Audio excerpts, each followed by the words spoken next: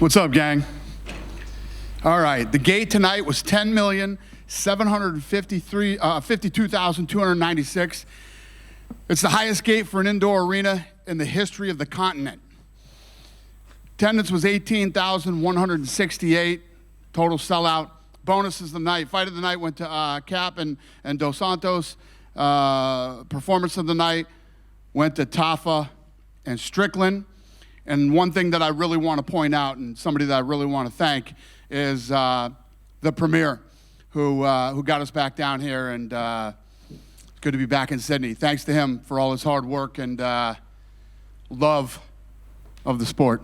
How fucking crazy is this game? How crazy is this game? It's one of those ones where you just sit here for like the next week going, what the fuck happened there, you know? 23 years. When I'm looking at the internet and reading all the bullshit and all these people that think they know about fighting, and I'm not fucking sitting here acting like this is what I thought was going to happen here tonight. But what do I always say? Never judge a fight until it happens. You never know what the hell is going to happen in this batshit nutty sport. Would you say this is one of the biggest upsets in the history? Yeah, I mean, if you think about Australia, the two biggest upsets ever in the men's and women's division has happened in Australia. What did you think of, we'll start with Israel, right? What did you think of his performance? I think some people are saying he looked very flat early on. He looked like he sort of didn't deal with the pressure Sean was giving him very well. What did you think of Israel? Israel looked like he was in slow motion. He looked like he couldn't get off. He looked like he was really stiff tonight. He looked very slow. Do you think that could be, you know, we always talk about his activity, but maybe there's something to be said that he might be overtrained at this point and maybe needs some time off? Or do you think it's just, hey, sometimes you have a bad night? Only Israel knows what's going on. I'm very curious to see what he says at this press conference tonight. You know, there are a million things that could go wrong. Some days you wake up and it's just not there, man. You just don't, it's not there. He looked bone dry when he came out tonight, standing up really tall, looked very slow, looked like he couldn't get off at all. Even in the fifth round, when everybody knew he needed a knockout to win the fight, there was no sense of urgency to try to finish the fight. So I don't know if he's hurt, if he's, or he just, you know, tonight's that night. Yeah. Did you speak to him in the cage at all? What's that? Did you speak? Yeah. I said, you okay? He said, I'll talk to you later. Okay. Then go to Sean Strickland. You know, he did what he's had to do, right? He came here, 100%. He beat the champion, 4 rounds to 1. Came into hostile territory, the whole world talking shit about him, the whole world saying he couldn't do it, a 7-1 underdog, came in, almost finished him in the first round, and won the championship, won the world title, man. So everything that we're talking about right now about how crazy this sport is, when opportunities arise, you jump on them and you take them. And, you know, you should never turn down fights when you get the call, especially if it's for a world title. Yeah. Sean's an interesting character, right, to have as champion? Yeah, you think? Yeah. You know, I'm sure it's going to get crazy in here in a little while. Yeah. Just this week we had the thing with the fan, and I know that he was kind of exaggerating as he does, but do you need to say, like, look, if you're going to be our promotions champion, can you cut some of that out, or do you just think, well, let's just see what happens? You know the answer to this question. Listen, we put this guy in the spot, and you know, there was no, holy shit, we didn't know this was going to happen going into this. You know, who the hell knows what's going to happen in here in 15, 20, 30 minutes whenever he gets in here. So it is what it is. This is the fight business, boys and girls. Yeah. And he is one of the nuttiest in the sport. Yeah. Outside of that, the Manel Cap fight against a newcomer who looks amazing too, in Dos Santos. You know, you gave it fight of the night, but what did you think of that great flyweight matchup? Yeah, fight of the night, and you know, wow, how durable and tough that kid is. I love kids. Again, a kid that got an opportunity, and he came in. He didn't come here to just show up and get paid. He came here to win tonight. I think that kid has a really bright future. I know what the answer is usually to this, but Manel's post-fight speech used a homophobic word. Yeah, I was flying around a little bit tonight. I think these guys get, you know, get a little excited, and you know, you make bad mistakes. Radke did the same thing, you know, and you know me. We didn't run over to him and say, you better apologize and you better, he did that on his own. You know, when he got back stage, he was embarrassed and, you know, got caught up in the moment. And did you guys talk to him tonight? No. So he felt like he was treated like shit and, you know, all that stuff. And, you know, got emotional and whatever reason. We make mistakes. I am not holier than thou either. So we've all been in positions where we've made mistakes. And like I always say, it's how you recover from it and how you carry yourself after you make the mistake. And he came out and apologized on his own free will. We didn't tell him to do anything. And the fact that he did that means he means it. You know, I don't make anybody apologize for anything. You do what you want. You're grown men and women. You know, you're able to say whatever you want. He did it. He came back. He was embarrassed, and he apologized. So I'm sure some people will accept his apology, and some people won't. Last one for me, just going back to the madness of the main event. You know, traditionally we see dominant champions get an immediate rematch, right? But Israel just had one of those with the Pereira fights. So do you kind of, I know this is a Tuesday question, but do you sort of think, well, let's just book it again because Israel looked so off? Or do you just sort of see how the division plays out and leave Israel on the side for a moment? No, I think you do the rematch, absolutely. I mean, the rematch is interesting.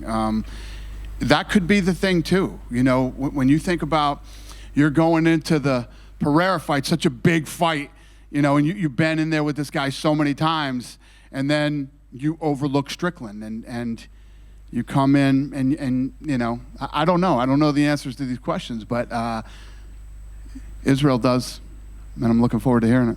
Okay, thank you. Dan, is there any medical update on Jack Jenkins? He's one that his arm snapped in half in there. Oh, yeah, I know. Yeah, I think I don't have any updates here medically, but I think his elbow got dislocated. It just says right elbow here, but it doesn't say. I think it was just a dislocation. And I'm just curious, how do you come up with a list for bonuses tonight? Because like obviously Volkov became the third fighter ever to get a Ezekiel choke. Tyson Pedro had a big performance to kick off this main card. So how do you narrow down just 2-3 names on a? Yeah, I mean Pedro deserves something too. There's guys that these guys we felt won the 50,000. And other guys that did really well tonight will get kicked some money too. And so this is just kind of going off. This is just me being curious. Have you ever thought of just doing like a stoppage bonus rather than a performance bonus, like a finish bonus for just anyone who gets a finish, rather than selecting 2 or 3? Nah, this kind of works. Okay. And last one for me. You guys announced the UFC game. Fedor's in it. Did you have to fly to an island to get his permission? We did not. No. Yeah, he's in the game. How'd you pull that one off? I don't know. I guess he wants to be in the game. We paid him an obscene amount of money. I don't know, one or the other. Hey, Dana, just a quick one on Sydney. I mean, it was pretty remarkable to see CKB with 6 fights on one card. What's your reaction to sort of what the gym's been able to do in the region and just the card overall? Yeah, it's incredible. It's incredible what that team has done. And, you know, if you saw some of the footage leading up to the fight, you know, how many people are in that gym training at one time, and they treat Izzy just like they treat everybody else, and Volk, and it's impressive. It's impressive what they built here. For a rematch like Strickland and Adesanya, if that does happen, do you do this in this region yet again because of the fan base, because of the support, potentially maybe even New Zealand, or is that something that you think happens overseas now? I don't even know. You know, when you start looking at the rest of the year and laying out the card, and then getting in, we're already into like March of next year. So, as far as fights go, so I don't know how that'll play out, but it depends on how fast these guys want us to come back here. Thank you. Yep. Dana, you mentioned fights booked up to March. Is UFC 300 going to be in April? Is that what it's looking April. like?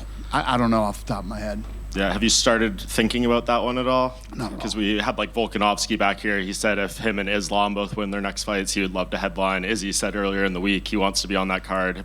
People haven't started coming to you yet? There's a lot of stuff that's going to happen between now and then. Yeah. Laura Sanko joined the commentary booth for her pay-per-view debut tonight. Did you get to listen to much, and what did you think? Yeah. The commentary team tonight was awesome. They killed it. Yeah.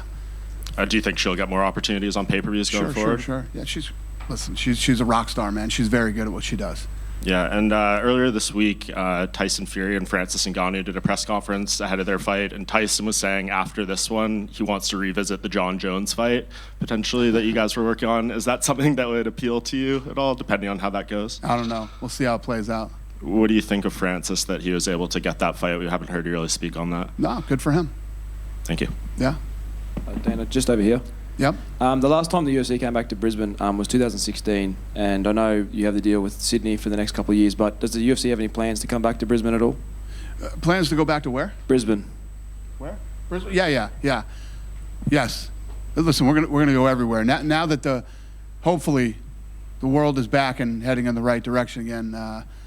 Hope that stays that way, and yeah, we're gonna be traveling everywhere again.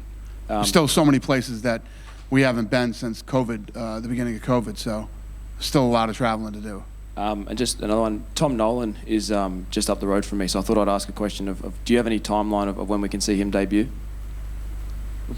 Tom Nolan, the Dana White's Contender Series. What about him?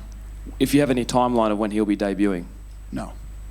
And then just lastly, the eternal featherweight champion Justin Van Heerden made weight on Saturday as a backup. I'm just curious if you happen to know him at all, and if so, what are your thoughts?